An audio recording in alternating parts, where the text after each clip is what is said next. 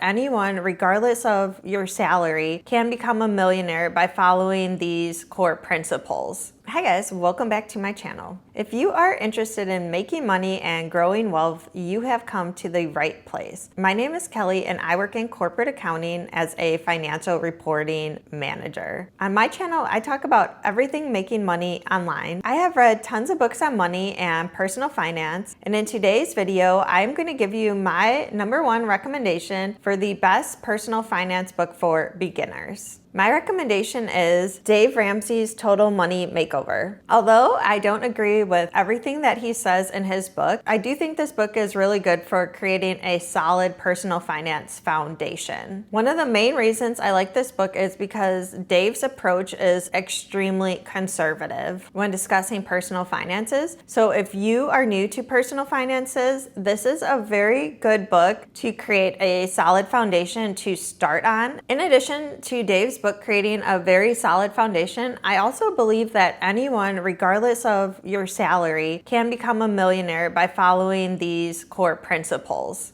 As a friendly reminder, although I am an accountant, I am not your accountant. So this is not financial advice. This is just my personal opinion. For any type of financial advice that you need, please consult a CPA or a financial advisor. So what are these core principles that I would recommend that Dave talks about in his book? Well, let's go over them. In Dave Ramsey's book, he talks about 7 core principles called baby steps. So the 3 that are absolutely necessary for creating a solid foundation are creating an emergency fund. In Dave's book, he specifically talks about the reader establishing a $1,000 emergency fund as the first thing that you need to do. And then you go into baby step number 2, which is paying off your debt. Then once you're done paying off your debt, he suggests you go back to your emergency fund and increase it so you have enough money saved to cover 6 months worth of expenses. I would also agree with this advice that everyone needs to have an emergency fund. However, I believe that everyone needs to have a 6-month emergency fund from the beginning. The reason is because some people have a lot of debt. So it may take them a lot longer to pay off their debt. And if something tragic happened, it is very vital to have that 6-month emergency fund created for yourself. Because if you don't have that fund available, then you're just going to take on more debt. What I would recommend you do is create that 6-month emergency fund as your first step, and then work towards paying off your debt once that is created. Essentially, we want you to do the same thing, it's just in a slightly different order. I know a lot of people view debt as a taboo topic and it's something that they don't want to talk about or even look at. However, it is extremely important if you have debt to acknowledge your debt and do everything you can to pay it off by using the debt snowball method. Because once you have your emergency funds established and then you pay down your debt, the next step you want to do is start your retirement fund through either a Roth IRA or a 401k or both. The reason why contributing to your retirement account is so important, especially as soon as possible, is because it allows for your interest to compound over time. The reason it is important to allow your money to compound over time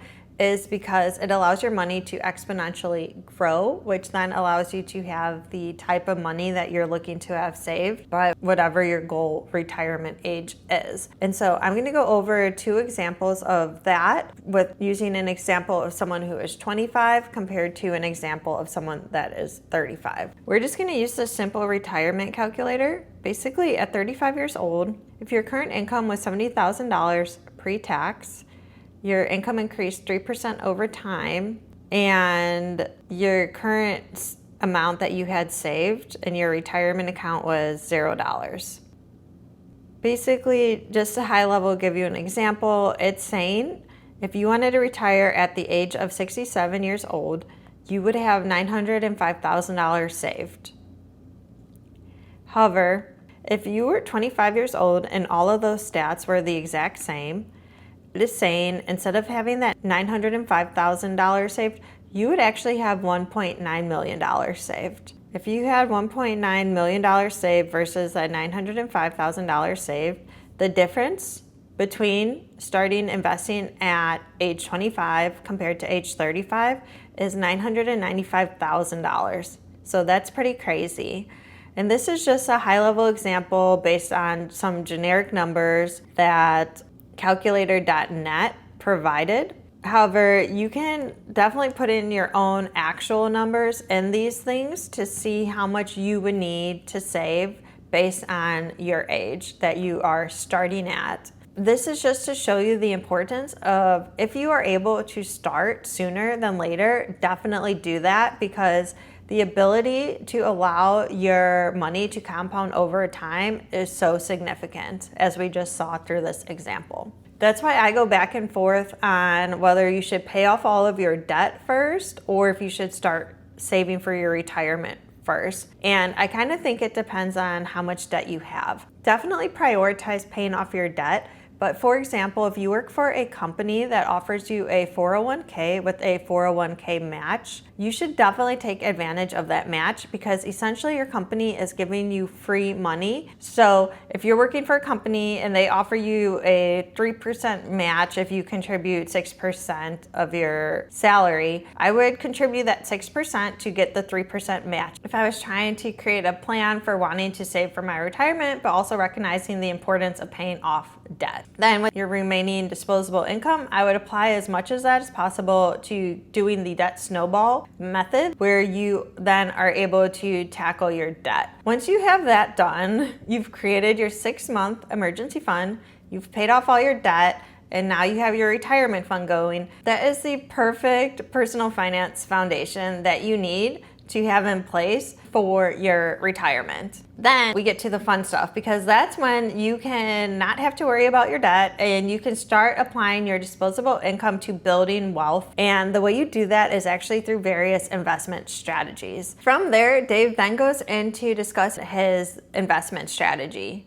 The investment strategy that Dave talks about is through investing in mutual funds. He provides 4 specific mutual funds that he would recommend that you invest in. He goes more into depth about the logic behind why he would suggest investing in these funds, as well as what a mutual fund is. If you found this information helpful, I definitely highly recommend that you do check out Dave Ramsey's Total Money Makeover book. It is a very good resource for anyone who is just starting to learn about personal finance. I'm going to leave a link to this book in the description below in case you are interested in checking it out. If you found this video helpful, please consider giving it a thumbs up and subscribing to my channel. I really appreciate it.